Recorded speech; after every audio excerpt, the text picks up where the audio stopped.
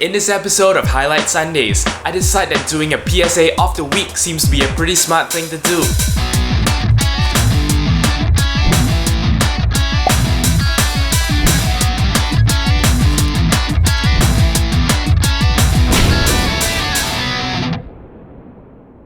Hello and welcome to Highlight Sundays. It is the 30th week of 2012 and here are your highlights. First and foremost is our PSA. According to this article on PC World, a little exploit has been found on a type of electronic lock that actually appears in a lot of hotel rooms. What this hacker managed to do is he actually managed to rig up a $50 contraption that sort of simulates the master key, effectively meaning that all of such locks will be easily compromised. The good news is the company manufacturing these locks are actually aware of the problem, so I hope they're actually doing something to actually fix it. Though I have no idea how actually. But that is your PSA of the week. Keep your stuff in hotel rooms safe. Always use your own locks, and the best thing you can do is actually bring your valuables along with you. This next article actually comes from Lifehacker. This article actually carries a video link, and the idea behind it is that there is actually a smart and easy way to apply a screen protector to your phone. The idea is that you hold your screen protector in place using tape. Then by peeling away the protective layer, you can simply just lay it back and everything will be nice and aligned. That is a pretty smart method. I mean, I've tried applying screen protectors and the results are nothing short of disastrous, but this method is actually innovative and very easy to do. So if you're the kind who actually uses screen protectors a lot, do check this out. I think it will save you quite a bit of time and frustration.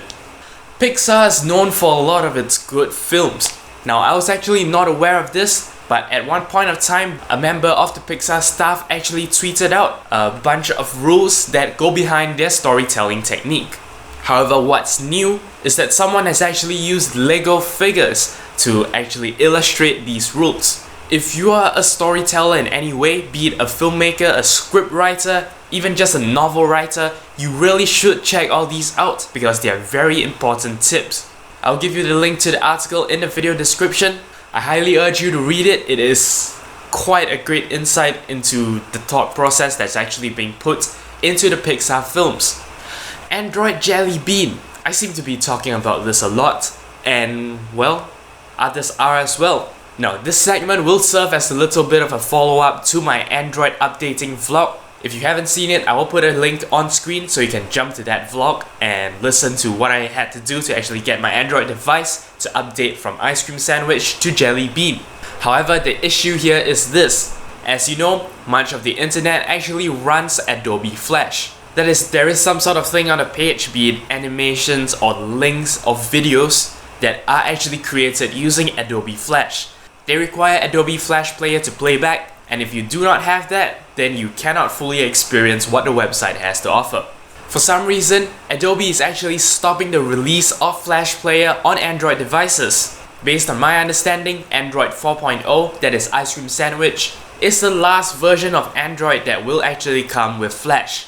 After the 15th of August, the Flash Player app will be removed from the Google Play Store. In case you're using an Android device that is not running 4.1 Jelly Bean and you haven't actually gotten Flash Player yet, I recommend you get it now because otherwise your web experience will be crippled somewhat. But that is still not the main issue. The main issue here is Android Jelly Bean. There is no official Flash Player for Android 4.1 Jelly Bean. This article from GSM Arena actually shows you how you can sort of force Flash Player back into your device. I actually did follow these steps and I managed to get it to work. You simply have to download 2 APK files, load them onto your SD card, and then attempt to run them using any file manager. You will have to allow program installations from an unknown source, and then you'll run the 2 APK files, which are by the way simply just the Flash Player APKs, and that will work with the original browser app.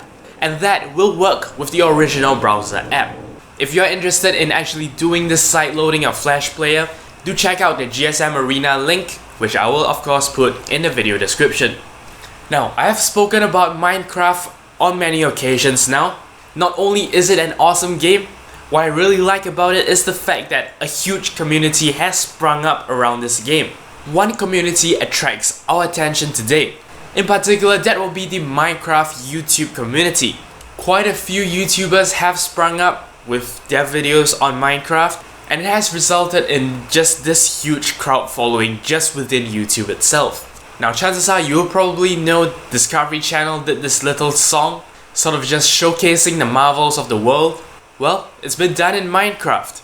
If you follow any Minecraft players on YouTube at all, then you may be interested to actually check out this video, which is a reenactment of that Discovery Channel song. It really goes to show how community building can happen with games. So do check out the video, there will be an annotation link as well as a link in the video description. Our last item this week is actually a little bit of a vlog segment. Now, as you know, I've mentioned before that the period of March to July will be my absolute free time this year.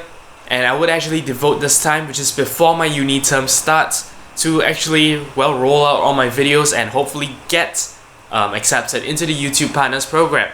Well, it is the end of July now, and I'm glad to say that I've achieved both my objectives. Unfortunately, my university term starts in August, and by the looks of it, I may have very little spare time. Depending on how my timing works out, I may have to cut down on the number of videos I've been producing. I'll still try my best to keep it up to 2 a week. I will definitely keep Highlight Sundays, though I may shorten the episodes. My plan right now is that the other segment will do this alternating thing. So you will get one episode of Concept Camera. Next week, you will get a random episode like my Wednesday videos. After that, you'll get Concept Camera again. And after that, another random video. So that is my plan for now. We'll see how the scheduling actually works out. If I'm actually lucky enough to get enough free time, I will of course continue doing 3 videos a week. But I'm afraid we'll have to see how that goes. And that's all there is for today's episode of Highlight Sundays. If you have any comments, queries or suggestions, and in particular if you have anything to share for the 31st week of Highlight Sundays, feel free to leave a comment in the comment section below. I'll do my best to read and reply to all comments you send me. As always, I appreciate every like, favorite and subscription you give me. But once again, that's all there is for today's episode of Highlight Sundays. Until next time, you are watching 0612 TV.